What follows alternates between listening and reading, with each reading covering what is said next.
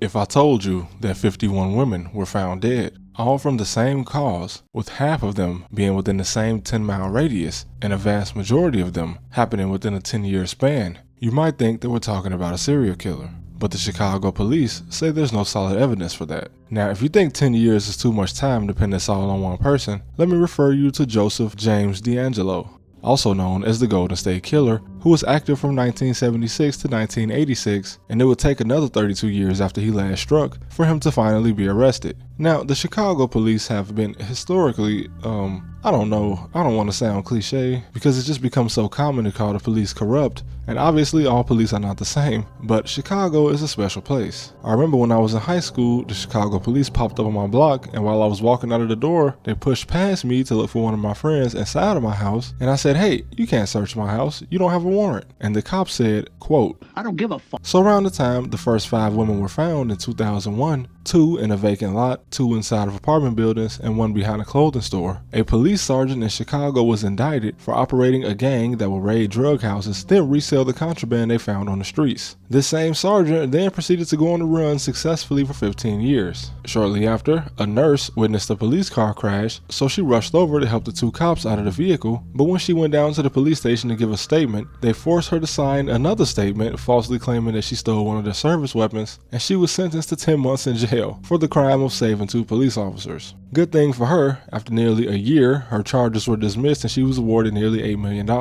And a few months before this, a woman called the police to make a noise complaint. Then she walked outside to find a group of men beating up some teenagers. So she asked who they were, and of course they just punched her in the face. And when she threatened to call the police, the group of men stated that they were the police. And they actually were the Chicago police. So this is the state the Chicago police were in when the Chicago strangler first struck. Body cams were still a distant dream of the future, and the police pretty much ran the streets selling drugs and having their way. Now, despite the fact that for over a decade, several women were found in just 3 of the 22 police districts, the Chicago police say there are no links between any of these murders. And as a result, a pattern wasn't announced until the Murder Accountability Project came about, when Thomas K. Hargrove, a journalist, created an algorithm that uses FBI data in order to identify clusters of murders with a high probability of identifying serial killers. And this algorithm actually helped police in Indiana identify a man who would later confess to 6 murders very similar to the ones that took place in Chicago. And Hargrove's team isn't just a group of journalists. It consists of a team of forensic experts and former detectives, and the board of directors even includes a former FBI special agent. Now, 51 is a very high number to associate with just one person, but as Hargrove once said, if you leave a killer walking the streets, the killing goes on.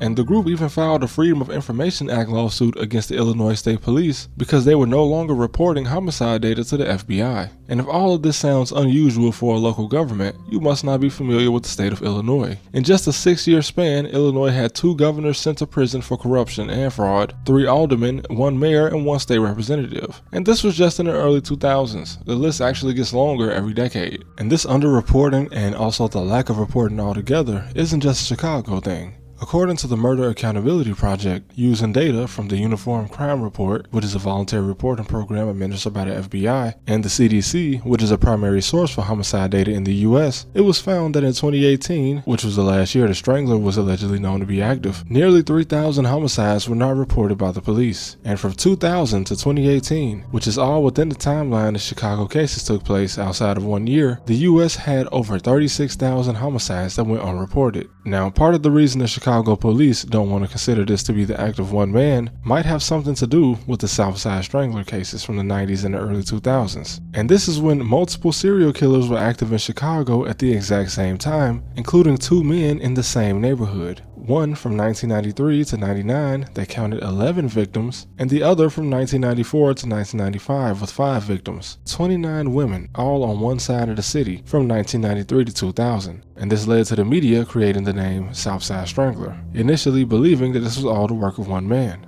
And this definitely confuses things. Could there have been multiple stranglers at once again? And if so, why wouldn't the Chicago police announce something like this? Just growing up there, I can say with confidence that it is the perfect place for a serial killer to thrive, and just the perfect place to get away with crime in general. From thieves and murderers to politicians accepting bribes and extorting people with impunity. It makes sense why they filmed all those Batman movies here. This definitely is the real Gotham City. We have a governor that legalized weed, while he and another one of the richest families in Chicago are major shareholders in the companies that distribute to the dispensaries, creating something the media calls the Chicago cartel, meaning that these guys can control the prices. We had a made man, a part of the mob in Chicago that served as a state senator and alderman for 24 years, and he definitely wasn't the only one, as well as police officers involved in multiple crimes, including robbing civilians.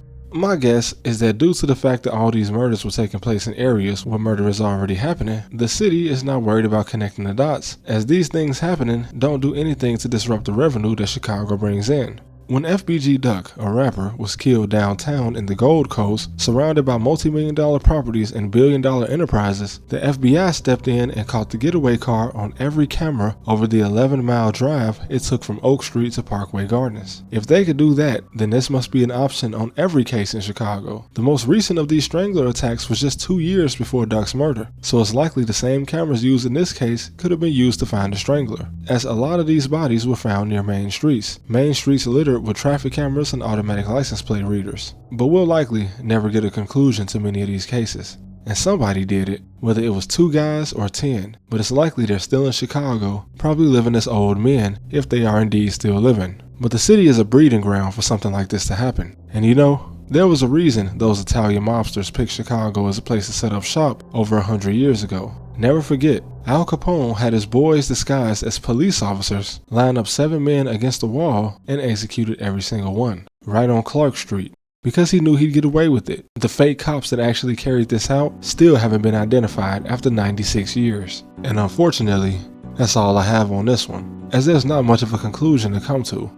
But as Hargrove also said, it's unlikely that 50 different men committed these 50 different murders.